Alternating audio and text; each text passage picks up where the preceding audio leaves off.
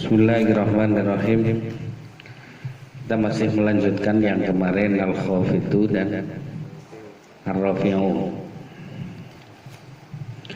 Kemarin dalam al-khafidu dan rafi'u, yaitu zat yang mengangkat juga zat yang merendahkan. Kita sudah berbicara masalah bahwa Allah Subhanahu wa ta'ala ketika mengangkat hambanya itu bukan berarti dimanjakan materinya, akan tetapi Allah mengangkat hamba itu dengan dilewatinya pandangan zahir menuju ke pandangan batin. Ketika seseorang mampu menembus pandangan-pandangan batin, maka berarti dia sudah diangkat oleh Allah Subhanahu wa ta'ala. Karena ketika seseorang memandang segala sesuatu dengan batinnya, dia akan mendapati setiap pelajaran dari yang dipandangnya. Makanya Ibnu Athaillah mengatakan al-kaun zahiruha ghirrah wa batinuha ibrah wa nafsu tanzuru ila zahiri ghirratiha wal qalbu yanzuru ila batini ibratiha. Alam semesta ini lahirnya adalah tipuan, kemudian batinnya adalah pelajaran. Ketika seseorang hanya melihat lahiriah segala sesuatu, maka tidak mungkin sesuatu tersebut akan mendekatkan diri kepada Allah Subhanahu wa ta'ala kecuali setelah dia melewati lahiriah segala sesuatu menuju batiniah segala sesuatu. Kemarin juga sudah di banyak contohnya bahwa ketika kita memandang bintang di langit, kemudian kita melihat secara batiniah bahwasannya mereka itu adalah makhluk-makhluk Allah yang sedang usul maring Gusti Allah kepengin bandem nyong pada. Karena apa? Karena saya dan sampean makan nikmatnya Allah tapi tidak pernah bersyukur kepada Allah. Kita minum dengan air yang disediakan oleh Allah, akan tetapi kita tidak pernah bersyukur kepada Allah atau melihat yang mengutus kenikmatan itu untuk kita. Dan masih banyak yang lain sebagaimana yang kemarin saya terangkan bahwasannya angger wong wis bisa nembus nang wilayah-wilayah batiniah segala sesuatu, maka itu akan sangat bermanfaat sekali untuk mendekatkan diri kepada Allah Subhanahu wa ta'ala. An-nafsu tanzuru ila zahiri ghirratiha, kata Ibnu Athaillah. Nafsu itu selalu melihat lahiriah dari segala sesuatu, sementara hati itu melihat batiniah segala sesuatu. Jadi ketika kita melihat lahiriah segala sesuatu, itu sebenarnya kita sedang melihat dengan nafsu kita. Ketika kita sedang melihat sesuatu dengan batin kita, berarti kita sedang melihat dengan hati kita. Maka untuk bisa memandang dengan hati kita, kita harus selalu melihat dengan batiniah segala sesuatu itu. Ki makhluk iki wis jarang. Soalnya apa? Soalnya wong ndelengna batiniah sesuatu kan oleh duit. Tapi akhir wong lahiriah dedeleng itu bisa oleh duit kayak Pak Kamil gitu. Dan akhir masa ndeleng aparane wit kok angel ora diitung diameternya dan ora mungkin arep oleh duit. Tapi akhir dereng lahiri dalam batinnya kan oleh duit kan di anu ora oleh duit kan males. Soalnya ini peran-peran kita, nafsu itu berperan untuk kenikmatan-kenikmatan di dunia ini. Gitu. Maka dia ketika memandang segala sesuatu, ya memandang dengan lahiriah sesuatu. Ketika dia melakukan amal perbuatan sekalipun, dia ingin dilihat oleh makhluknya. Bukan ingin mencari batiniah dari amal perbuatan yang dilakukannya, tapi hanya ingin dilihat oleh seseorang. Misalnya ketika dia sedekah, itu karena dia kepengen dilihat orang lain bahwasanya saya itu orang dermawan. Itu kon dilihat dohiriah wae. Soalnya apa? Sering deleng segala sesuatu sifatnya deleng lahiriahnya saja, tidak pernah melihat sisi batiniahnya. Gitu. Maka kepengen deleng wong ya sisi lahiriahnya saja. Kowe baleke maring awake dhewe itu seperti itu. Lah, orang seperti ini itu disindir oleh Syekh Mula Ramadan Al-Buti ketika beliau ditanya bagaimana caranya agar kita itu tidak riya terhadap amal perbuatan yang kita lakukan.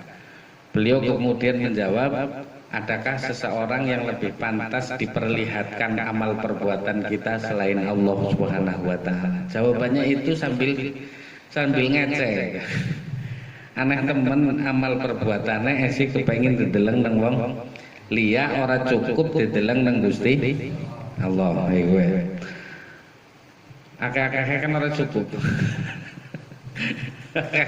Akeh-akeh ora cukup. Mulane sering SMS iki. Kowe uripe sampean kangelan gara-gara ngibadahe kurang kowe. Anggere nyong kan uripe kepenak karena ngibadahe wis luwih kowe. Sebenarnya kepengin sing dedeleng kepengin kalimat akhire. Bahwa nyong ibadah apik mulane uripe nyong kepenak dudu sine ngarep mungkin. Bahwa kong ibadah mengkotoli uripe kepenak dudu itu. Lah dari sini kita masuk ke pembahasan yang kedua dari Al-Khafidhu dan Ar-Rafi'u. Allah Subhanahu wa taala juga mengangkat orang-orang yang berilmu.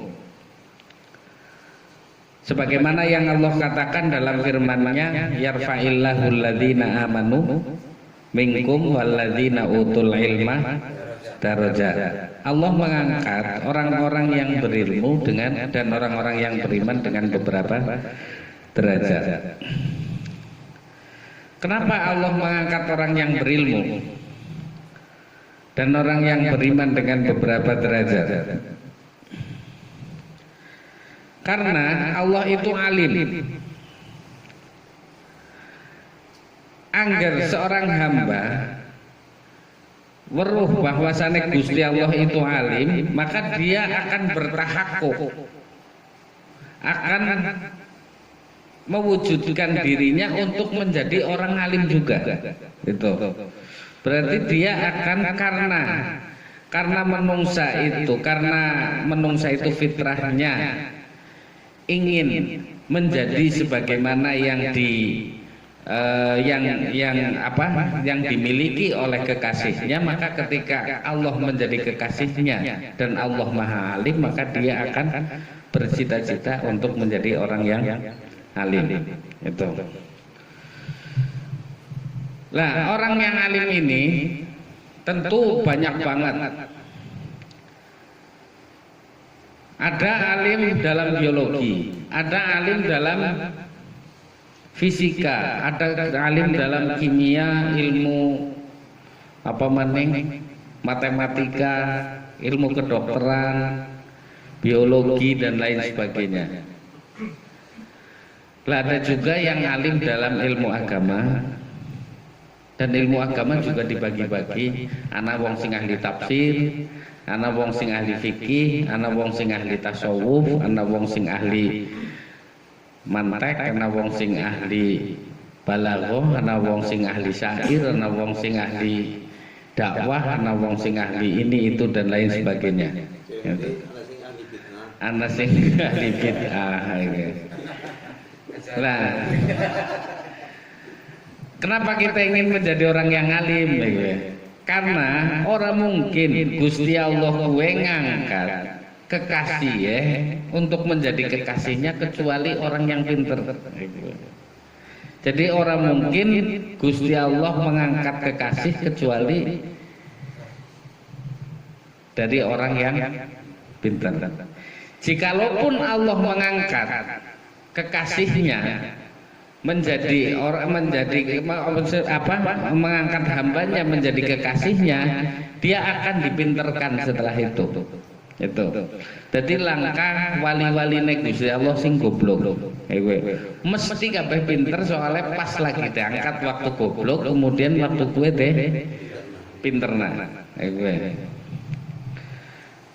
Angger anak wali Gusti Allah bodoh neng ilmu syariat, ki berarti dudu wali mah. Angger anak kekasih Gusti Allah kok ora ngerti sembayang, ki berarti dudu wali. Waktune sembayang ki ora ngerti, kemudian alasannya bahwa dia itu sholat di Mekah. Oke, dudu wali dudu. Wali Gusti Allah mesti pinter, dalam hukum syariat juga pinter. Itu. Cuma mungkin kepinterannya ke orang deketona maring wong liya, tapi dia itu harus alim di dalam segala sesuatu. Misalnya ketika kita itu mengetahui bahwa Allah itu al-alim, maka kita harus mewujudkan diri sebagai alim, maka kita juga mempunyai cita-cita setelah itu untuk mengalimkan seseorang. Itu. Memberitahukan seseorang bahwasannya setelah sampean mengenal Allah Subhanahu wa taala, maka sampean juga harus mengenal hukum-hukumnya Allah. Itu. Setelah sampean mengenal hukum-hukumnya Allah, maka sampean harus melaksanakan apa yang dihukumi oleh Allah Subhanahu wa taala. Karena la hukma illallah, tidak ada hukum kecuali hukumnya Allah. Itu. Lah zaman sekarang ke anak aliran liberal, akhirnya jadi ganggu pikirannya kuluran panjenengan. Pikiran liberal itu, kata mereka itu, mereka juga mengambil dari apa yang telah dilakukan oleh para sahabat.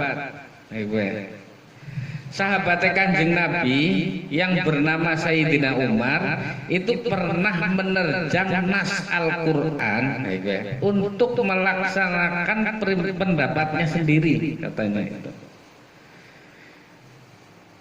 Lagi rasional orang mau.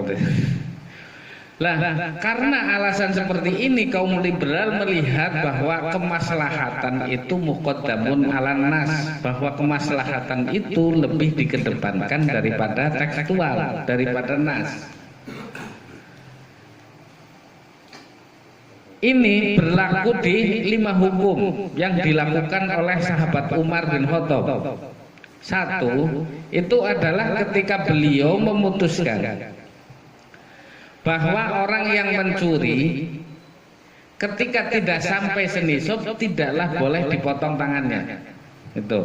Tapi ketika sudah senisab itu harus dipotong tangannya. Padahal Al-Qur'an mengatakan asyariku wasyariqatu faqta'u aydiyah huma. Nang kono kuwi langa keterangan apa senisab apapun kurang dari senisab. Nah, akhirnya apa yang dihujahkan oleh Sayyidina Umar diambil oleh orang-orang liberal untuk mengatakan kemaslahatan itu lebih dikedepankan daripada nas. Akhirnya hukum-hukum baru pokoknya dalam kemaslahatan. Kayak saya melihat beberapa buku karya orang Indonesia gitu. Itu kalau nggak salah karyanya Kiai Munawir Sazali, kalau nggak salah Menteri Agama dulu, gitu. Bahwasannya waris itu boleh diganti dengan kekeluargaan. Gitu. Nah itu kan berarti kayaknya ini mencontoh Umar ya. Nah ini sebenarnya kan bukan seperti itu. Artinya pada saat Umar itu berijtihad bahwa orang yang mencuri itu tidak dipotong tangannya pada saat paceklik dan tidak lebih dari 1 nisab, karena Umar benar-benar memahami alasan hukum itu. Karena beliau selalu bersama dengan Rasulullah Shallallahu Alaihi Wasallam. Dari kebersamaan beliau bersama dengan Rasulullah, akhirnya beliau berani berijtihad seperti itu. Makanya ketika wong belajar fikih juga harus belajar sejarah. Sementara kebanyakan di pondok-pondok pesantren sekarang itu mendalami langsung fikih saja, tidak mendalami sejarah kayak gue. Akhirnya anak sing kaku dan lain sebagainya. Nah ini ijtihad yang kedua yang dilakukan oleh Sayyidina Umar bin Khattab itu adalah ketika beliau itu menghukumi seseorang ketika pada saat itu menafsiri tentang ayat 8 golongan yang menerima zakat.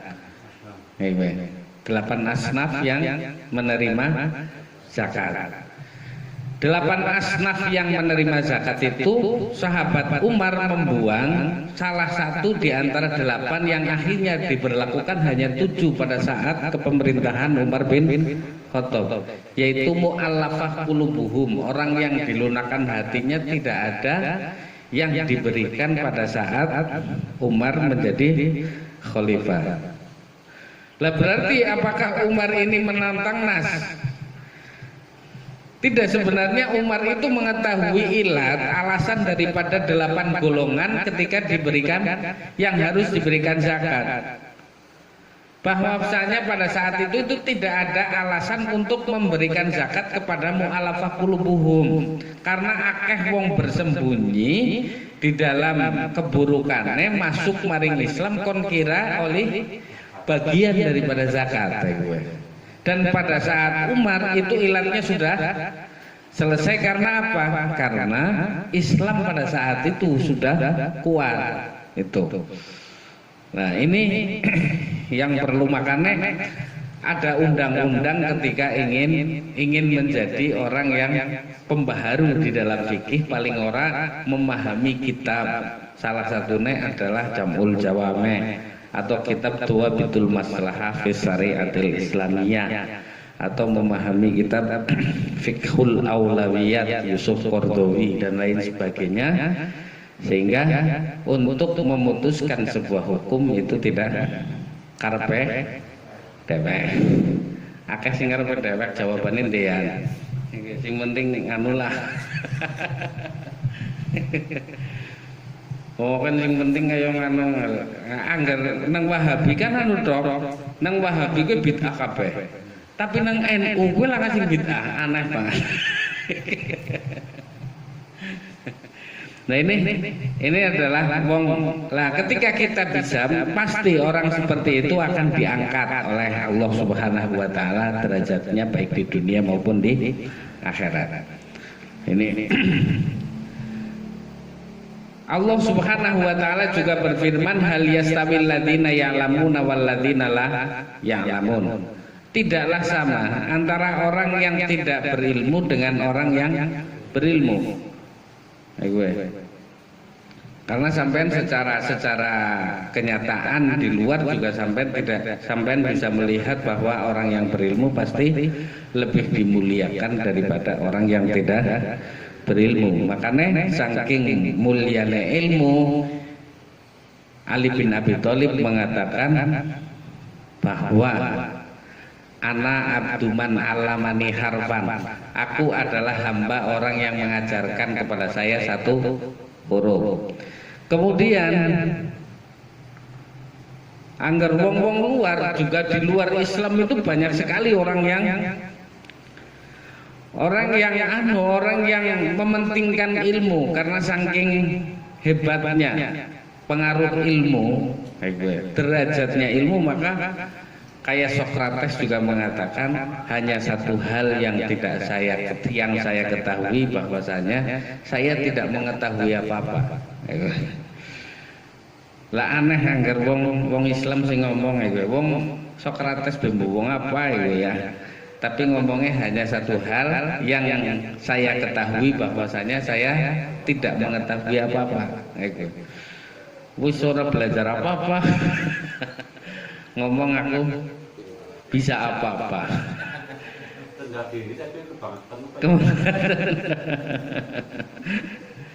Loh, saya kadang melihat, buku itu akeh banget kitab ya. Kayak Usul Fikih Ma'alimuz Zaidah itu 40 jilid. Yang satu jilid itu tebal 800 lembar. Satu buku. Ana sing terpanjang jilidannya itu karya siapa saya lupa itu. Lah itu sepanjang 800 jilid. Lah siki kepriwe anggar kon melajari kabeh. Makanya anak ilmu-ilmu pokok yang perlu kita ketahui itu. Ilmu pokok yang kita ketahui itu ya paling ora kita memahami fikih, paling ora kita memahami tasawuf, paling ora kita memahami tazkiyatun nufus, paling ora kita memahami al-asmaul husna. Tapi anggar menukik-nukik mari ngono to wajibna mari ngono rekasa sampean anggar ora ngerti iki mlebu neraka sampean arep mlebu neraka kabeh. Karena banget akeh. Mulane sing paling penting itu adalah yang pokok-pokoknya saja. Karena kita itu di dunia ini sedang berada langsung di dalam samudra, di dalam gelombang ya, yang mengerikan dari hasud, dari ujub, dari takabur dan lain sebagainya. Maka yang terpenting adalah menyelamatkan hati kita dari itu semua. Karena andalan nyongkon selamat gue hanya hati. Jika kita tidak selamat hatinya, maka kita tidak akan selamat. Ilaman atallaha biqalbin salim, kecuali orang yang datang kepadanya dengan hati yang selamat. Lah ini tujuannya ilmu kan ke hal. Hal itu adalah wilayah hati. Maka tidak mungkin orang dapat mengetahui Allah kecuali dengan ilmu asmaul husna. Tidak mungkin orang dapat mengetahui bahwasanya dirinya itu adalah hamba jika tidak mengetahui bahwasanya Allah itu Tuhan. Ini adalah, dan ketika seseorang itu diberikan ilmu oleh Allah Subhanahu wa taala, maka dia berarti sedang diangkat derajatnya oleh Allah Subhanahu wa taala. Itu makna yang kedua dari al-khafidu dan ar-rafi'u. Sementara al-khafidu dari itu adalah wong sing mangkot. Orang ngerti apa-apa cokan ngomongnya nang speaker paling rosa. Ki pada baik khimar. Khimar gue adalah lambang hewan yang paling jelek. Gue. Dari mulai zaman Yunani sampai sekarang. Gue. Cilik tapi onine rosa. Onine rosa. Lah itu adalah khimar. Untuk apa namanya makna berikutnya dari al-khafidu dan ar-rafi'u itu adalah Allah Subhanahu wa taala mengangkat orang-orang mukmin yang melaksanakan perintahnya dan menjauhi larangannya dengan dimasukkan ke dalam surga. itu berarti Allah Subhanahu wa taala mengangkat derajat orang-orang yang beriman itu dengan dimasukkan ke dalam surga. Pen mlebu surga apa ora nggih? Bagaimana arep kepengin wong ora ngerti surga? Kan mestinya kudu ngerti surga. Surga siapa? Lo orang ngerti kan? Jadi kepengin mendekan orang ngerti surga. Orang mungkin mau ngarep kepengin kecuali ngerti disit. Apakah karena wong tuane sampean kepengin kemudian kemudian sampean kepengin atau karena kesampean ngerti surga kemudian menjadi kepengin? Nah, kepengin disit. Tadi angger kita melihat kenapa para nabi gue kepengen mlebu surga, kenapa para wali gue kepengen mlebu surga.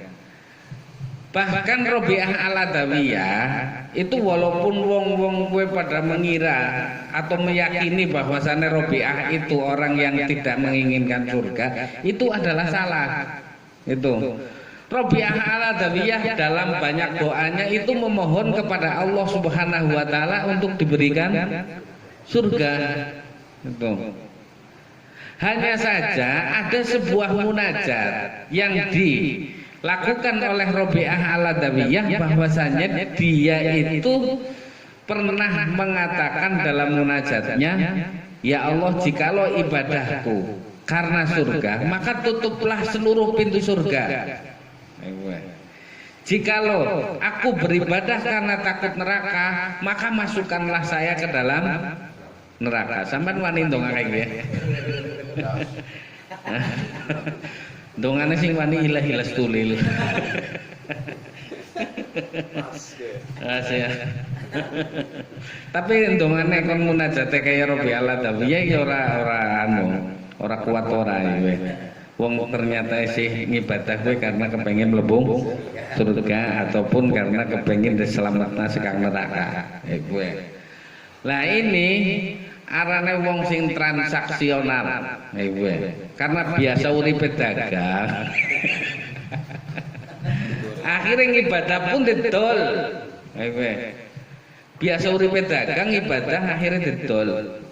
Didole karo apa kon dituku nang Gusti Allah karo surga. Lah ini adalah wong sing kebangetan. Orang yang tidak tahu diri dan orang yang tidak tahu sopan santun terhadap Allah Subhanahu wa taala. Soalnya apa? Angger dagang kan barangnya dewek, wong liya juga duitnya dewek. Tuku karo duitnya dewek, mari barangnya nyong dewek kemudian dewei. Itu transaksi jual beli maklum dan itu sangat dibolehkan oleh syariat gitu. Tapi ketika kita melakukan transaksi dengan Allah Subhanahu wa taala dengan ibadah kita agar Allah memberikan kita surga, itu sudah tidak beradab sama sekali. Soalnya sing ngadegna sampeyan bisa sembayang wis apa? Gusti Allah. Kan sing modal berarti dudu sekang sampeyan. Tapi yang dagang kan dagang anu misalnya motor. Ora dagang motor, tapi dudu Supra X ya. Nah, kayak gue. Jadi orang mungkin kita itu berdiri kecuali bisa berdiri karena Allah. Kita diberdirikan oleh Allah. Bagaimana yang kemarin saya katakan juga bahwa kita itu bisa mengatakan al itu karena ada kita itu hati kita sebagai pantulan saja untuk menerima kata al. Kemudian dilanjutkan ham, kemudian dilanjutkan du. Kemudian dilanjutkan alhamdulillahirabbil. Itu adalah ilham yang sangat cepat yang diterima oleh hati kita sehingga suara kita dapat mengatakan alhamdulillahirabbil.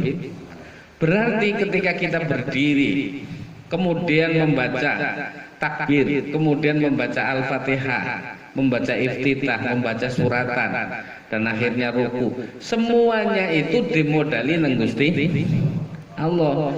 Lah kemudian kok kita memakai yang dimodali oleh Allah untuk transaksi dengan Allah, ini adalah orang yang kurang ngajar gitu loh. Akeh ora wong sing kurang ajar.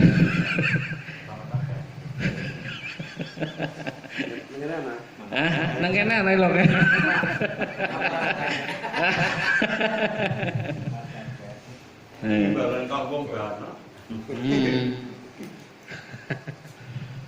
Nah, ini adalah surga. Surga itu ya kita tetap mengharapkan surga, memohon kepada Allah untuk diberikan surga sebagaimana para nabi, para wali, para sahabat dan orang-orang muslim, orang-orang soleh juga memohon kepada Allah untuk dimasukkan ke dalam surga, juga dijauhkan dari neraka. Hanya saja mereka itu tidak pernah membarterkan amal perbuatannya dengan surga ataupun dibebaskan dari neraka. Lah, untuk kepengen melebung surga, maka saya harus menggambarkan sedikit tentang kenikmatan surga. Bahwa surga gue uripe nikmat tok. Langka wong sing ditagih utang langka. Langka wong sing bingung, dan langka kata-kata yang tidak bermanfaat. Semua kata-kata itu bermanfaat. Semua itu bahagia. Dan semua alam semesta pemandangan di sana itu adalah keindahan. Tidak ada orang yang merasa lelah. Dan semuanya nanti istri-istri sampean juga ditambahi.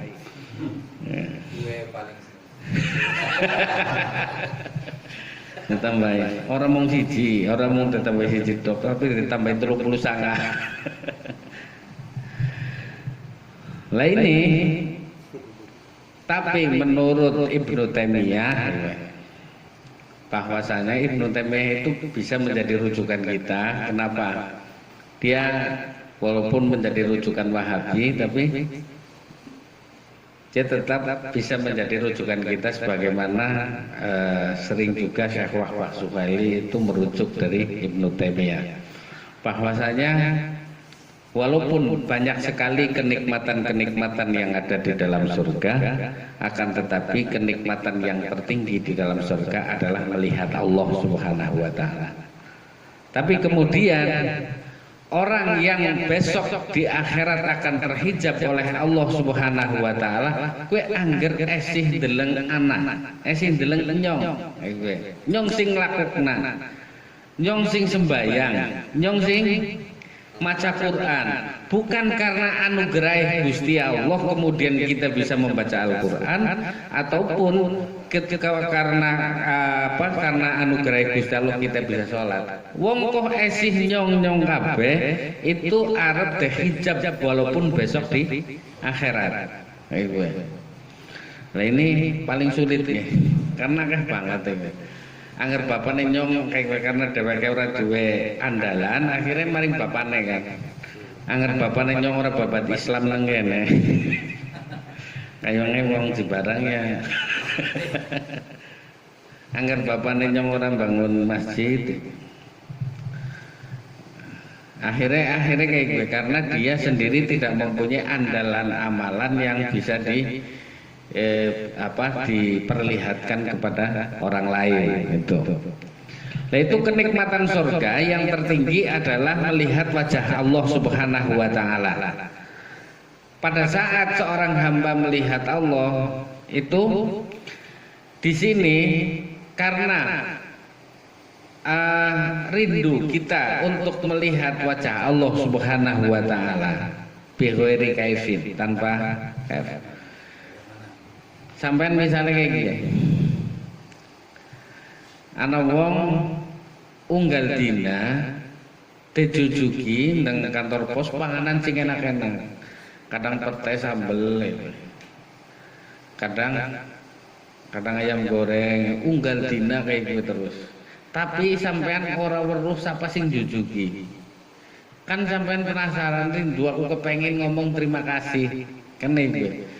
begitu juga seorang hamba yang sering menghubungkan nikmat dengan yang memberikan nikmat itu akan melahirkan kerinduan. Siapa sih jangan kepriwe carane kepengin ketemu, aku pengen ngomong terima kasih gue. Angger neng kene mengucapkan terima kasih itu mungkin dengan hijab gue. Tapi kan Al-Qur'an mengatakan wujuhu yauma idzin nadhirah lisa'yiha radiyah. Ayo.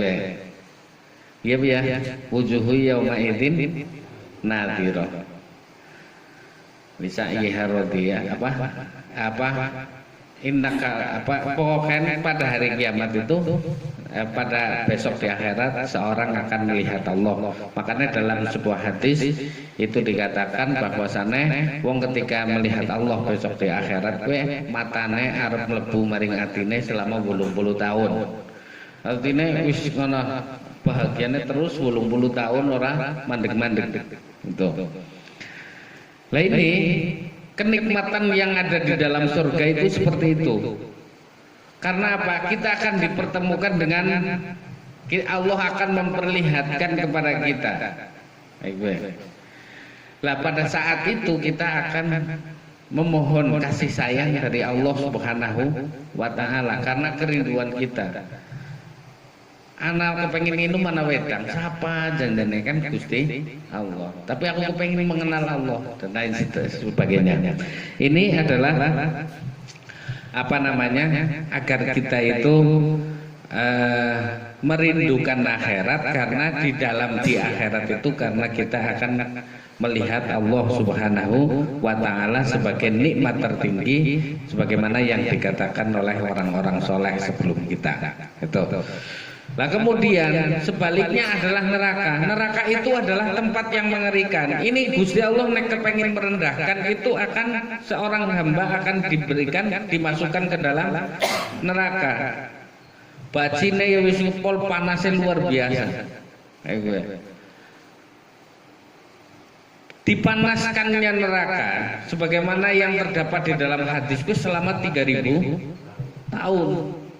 Warnanya tadi ireng, warnanya tadi putih, warnanya tadi warnanya pertama tadi putih disit, kemudian abang, kemudian ireng jere. Lah kuwi intine nang kono kuwi ana tempat yang dipenuhi oleh binatang-binatang buas yang menakutkan. Kemudian yang terakhir itu dihijab dari Allah Subhanahu wa taala. Karena ketika seseorang jaluk konteptokna sekang neraka itu dia akan dijawab oleh Allah ribuan tahun. Tempatnya kono wis 1000 tahun jawabe tempatnya kono kan nyelekiti. Kenapa Al-Khafidu dan Ar-Rafi'u itu Allah Subhanahu wa taala merendahkan dengan memasukkan orang-orang yang tidak taat ke dalam neraka, kemudian memasukkan orang mukmin ke dalam surga, itu sesuai dengan fitrah kita. Ya siki sampean ketemuan apa ketekan tamu wong sing mulia, enten dewe kamar sing VIP kan. Anger tamu kayak tegelar karo bantal yang bantal sing wonten. Tapi yang VIP ya ketemu ketemuan gubernur atau wakil gubernur atau siapa kan mesti di tempatnya yang mulia begitu ini. Maksudnya diberikan kemuliaan ini adalah diangkat derajatnya oleh Allah Subhanahu wa taala dengan diberikan tempat yang mulia besok di dalam surga ataupun diberikan tempat yang rendah untuk al-khafidunya Allah kepada orang-orang yang maksiat yang tidak taat terhadap perintahnya dan selalu melaksanakan larangannya. Inilah arti dari al-khafidunya Allah Subhanahu wa ta'ala. Semoga bermanfaat di dunia wal akhirah. Allahumma amin ya rabbal alamin. Moga